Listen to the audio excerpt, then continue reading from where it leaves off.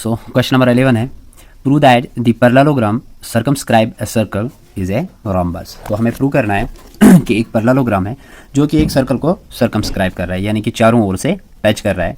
तो हमें प्रूव करना है जो ये पैरेललोग्राम है ए बी सी डी, ये एक रोम्बस है। तो हमें पैरेललोग्राम की प्रॉपर्टी पता है। अगर ए बी सी डी एक पैरेललोग्राम है, A B C D is a parallelogram. अगर ए बी सी डी एक पैरेललोग्राम है, ठीक है, इफ करके भी लिख सकते हैं, A B C D is a parallelogram, then तो हमें क्या पता है, ए बी जो है ये किसके बराबर होगा, डी सी के बराबर होगा। ए बी डी सी के पैरेलल भी होगा और इसके बराबर भी होगा। एंड जो ए डी है ये किसके बराबर होगा, opposite sides are parallel and equal, तो ये बी सी के बराबर होगा। इसे हम फर्स्ट मानते हैं और इसे हम सेकंड मानते हैं। तो A B C D is a rhombus, ऐसा हमें बताना है। अगर हम इसे प्रूव करें कि ए बी सी डी एक रम्बस है, तो हमें क्या प्रूव करना होगा, ज़रा इसको समझ लेते हैं यहाँ पे। तो हमें A B is equal to B C is equal to C D is equal to A D. अगर हमने चारों साइड्स की लेंथ्स आपस में बराबर दिखाई तो ये एक रम्बस होगा, क्योंकि रम्बस के सारे साइड्स जो होते हैं वो आपस में क्या होते हैं, बराबर। तो चार साइड्स की लेंथ अगर आपस में हमने इक्वल प्रूव कर दी तो हम कह सकते हैं कि A B C D is a rhombus. तो ये कंसेप्ट हमें रखना है। तो फिलहाल अगर ए बी सी डी एक पैरेललोग्राम है तो इसके जो अपोजिट साइड्स होते हैं वो आपस में इक्वल होते हैं। तो अब किस तरीके से इसे प्रूव करें ना, आप देखें, बाय 10.2 थ्योरम। इस 10.2 थ्योरम का हम यहाँ पे यूज़ करने वाले हैं। 10.2 थ्योरम में हमने क्या पढ़ा है कि अगर किसी भी एक्सटर्नल पॉइंट से आप दो टेंजेंट्स खींचते हैं एक सर्कल के ऊपर, मीन्स ये ए जो है ये एक एक्सटर्नल पॉइंट है, इसे हमने एक टेंजेंट ऐसे खींचा और एक टेंजेंट इस तरीके से खींचा। तो दो टेंजेंट्स खींचे, एक ए ई है और दूसरा ए एच है। तो जो ए ई है इसकी जो लेंथ होगी किसके बराबर होगी, ए एच के बराबर। ऐसा हमने 10.2 थ्योरम में पढ़ा है।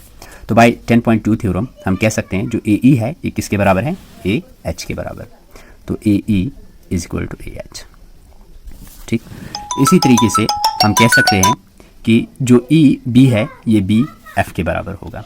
ठीक, तो लिख सकते हैं जो ई बी होगा ये किसके बराबर होगा, ई बी होगा बी एफ के बराबर, ये बी एफ के बराबर होगा।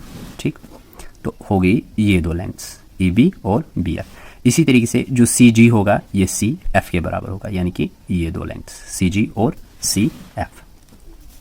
तो C G is equal to C F. इसी तरीके से ये दो लेंथ्स हैं D G and D H, या आप लिख सकते हैं G D which is equal to D H. तो डी एच लिख सकते हैं। तो इसे फर्स्ट मान लेते हैं। ठीक है, चलो इसको हमने फर्स्ट और सेकंड मान लेता है। इसे हम A B C and D मान लेते हैं। ठीक, तो adding A B C and D, अगर इन चारों को हम यहाँ पे ऐड करें तो ये हो जाएगा A E plus A B, A E plus में ए बी प्लस में सी जी प्लस में G D which is equal to A H plus में B F, A H plus में B F plus C F plus में D H. ठीक, अब देखें ए E plus में ई बी आपका क्या बनता है, ए ई प्लस में ए बी, ये पूरा बनता है ए बी, तो इसकी जगह हम ए बी लिख सकते हैं।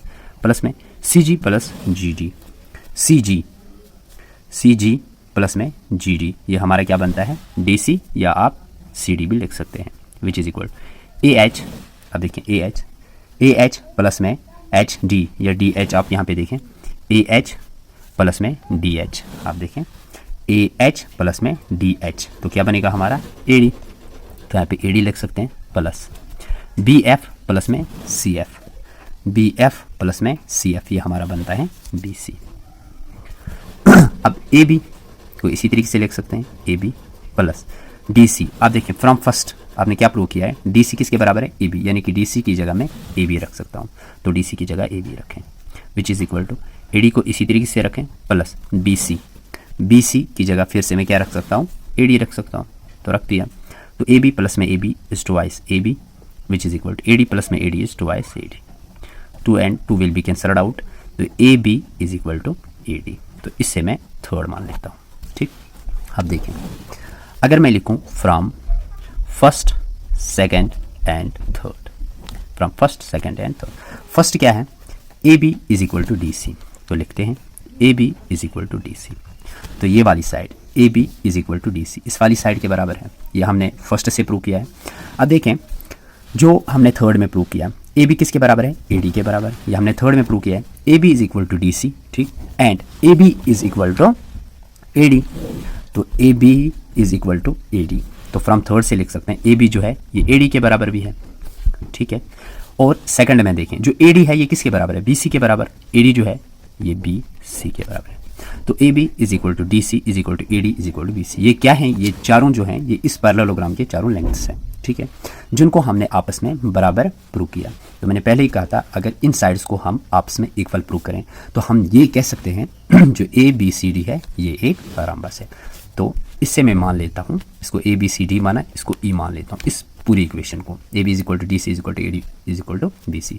तो फ्रॉम ई हम कह सकते हैं जो ए बी सी डी है इज ए रोम्बस। बस इतना ही हमें इस क्वेश्चन में प्रूव करना था।